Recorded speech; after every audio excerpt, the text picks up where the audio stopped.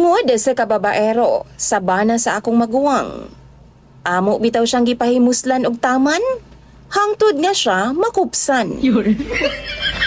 DJ Sam ug mga viewers, maayong adlaw kaninyo.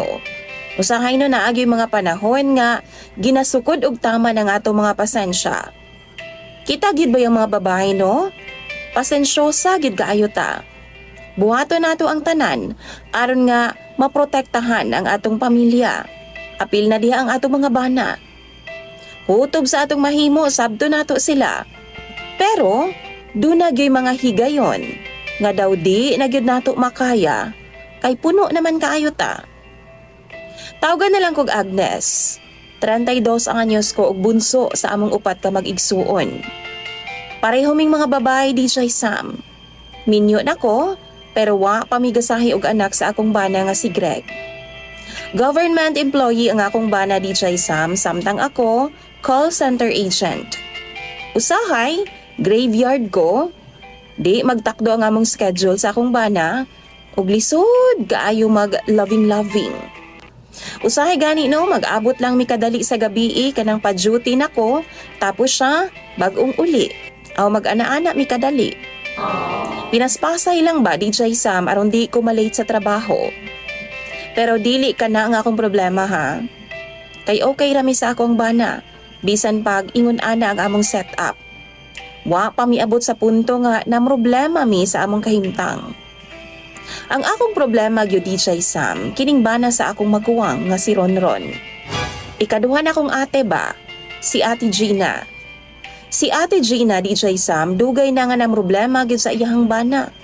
Upat na ang ilang mga anak ha, pero murag gihapog ulitaw kung muasta. Gawa sa lasenggo DJ Sam, sobra ka babaero. Pila ka beses nga naghilak in town si Ate Gina sa among atubangan human niya masakpan ang iyang bana nga dunay mga didang. Ang worst pa, naapay time nga nasakpan sab niya nga nagkaanak pa sila sa isa sa iyang mga kirida. Sa kalagot namo DJ Sam kay pila ka beses naman. Amo siyang ginaingnan ba nga buwaga na lagi niya si Ronron. Pero di man pud siya, unsaon na lang daw ang iyang mga anak. Gawas pa diha, gugmaan siya. Di daw niya kaya. Kumbaga, nagpaabot na lang si ate nga magbago ang iyahang bana nga murag imposible pa sa pagkabot sa buwan. Tungod niya na no, ni sangko mi sa usa ka desisyon ug nananghid mi sa akong ate.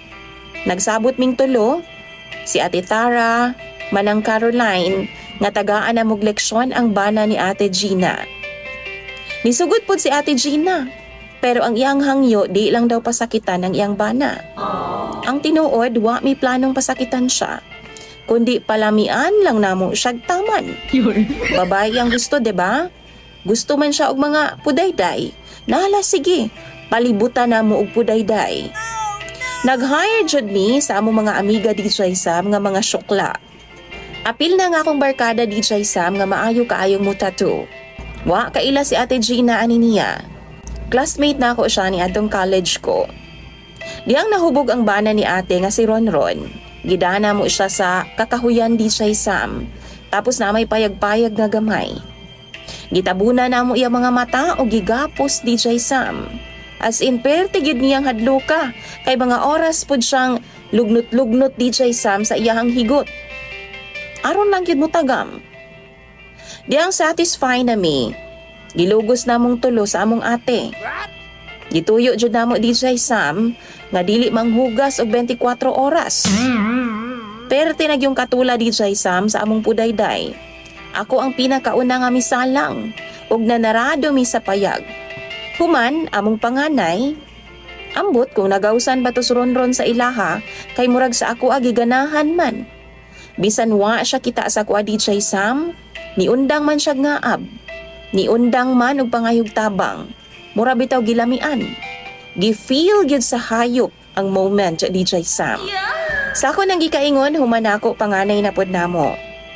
Then gisundan sa ako ang ate nga isa.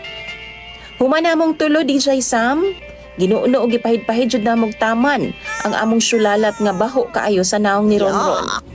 Paninggit gud siya tabang. Baho daw. Actually nakuha pod namo ni nga idea DJ Sam. sa imong programa kaniadto. Kadto bitawng gitabangan pod og way hugas nga mga babay ang usa ka babaero. Pero wa pa nahuman sa amo DJ Sam. Gipalubot pa namo siya sa among mga barkada nga bayot. Syaro di manggawas ang iyang almoranas. Human, gitatuan pod siya DJ Sam og bisong sa iyahang agtang. Human, amo siyang gibiyaan. Nakauli pa man po DJ Sam. Gibaharan po siya sa kailan namong bayot DJ Sam. Pinalalaki lang ang iyang tingog ni adto nga time. Bantay lang siya kung magsumbong-sumbong. Kay usban gid namo siya. DJ Sam, di magduda si Ronron sa amoa. Kay daghan man siyag babae nga gibinuangan. Daghan siyag babae nga gipasakitan. Daghag relasyon nga nasagasahan ug daghan og pamilya sa mga babae nga gusto siyang kunis-kunison. 3 days human sa panghitabo, nadisgrasya si Ronron DJ Sam. Nabalian og tuhod. Karon, naka-wheelchair na siya. Hinuon ana ang akong ate Gina. Murag mas maayo na lang daw nga ingon ani ang iyang kahimtang. Kay aron kampante daw siya nga di na makalakaw ang iyang bana. Balag siya na lang daw manarbaho DJ Sam. Maura man gihapon. Bisan pag dunay trabaho ang iyang bana, kargo man gihapon niya ang tanan. Kay ang sweldo sa iyang bana paingon raman gihapon sa mga babay. Sa iyang kahimtang karon, maglisod na daw siyag pambabay DJ Sam. Why nasayod sa nahitabo namo? Pero nabother ko, naguol ko. Tungod kay magduha na kabuan DJ Sam, nga wa ko datni sa akong period. Wa ko giregla. Mautong nakadesisyon ko nga mag-pregnancy test na lang. Og positive ang resulta.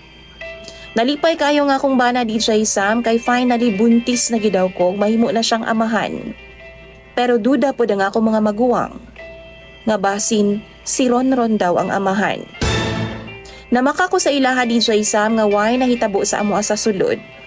Pero DJ Sam kay baho ko sa akong kaugalingon. Nga doon nagyoy nahitabo sa among duha. Nagdahuman gud ko ni adto nga time DJ Sam. Pila ra man gud ka segundo nga nibatong ko sa iyaha. Tapos nagpagawas naman di ay ang amaw. Kinsa ba na may nagtuo nga magawsan siya, nga grabe man ang iyang kahadlok ni adto nga time. Sa una-una nako DJ Sam. Unahon pa di ay niya nga magpalami sa iyang kaugalingon kaysa i-save ang iyang kahimtang. DJ Sam, dili ko gusto makahuna-huna og ngilad. Pero, what if makabalo si Ronron nga siya ang amahan o galing man? Pero tanaw ninyo, siya ba jud ang amahan? 8 ka tuig naming minyo sa akong bana DJ Sam, pero wa gyud mi nakabuo og anak. Pero karon, nga naay nahitabo sa amo ang duha ni Ronron. Nabuntis dayon ko. Tanaw ninyo, sakto ka ang naa sa kong huna-huna. Palihog daw bi, tambagi daw ko ninyo sa comment section. Imong Sander DJ Sam, nga na problema jud kaayo karon. Agnes.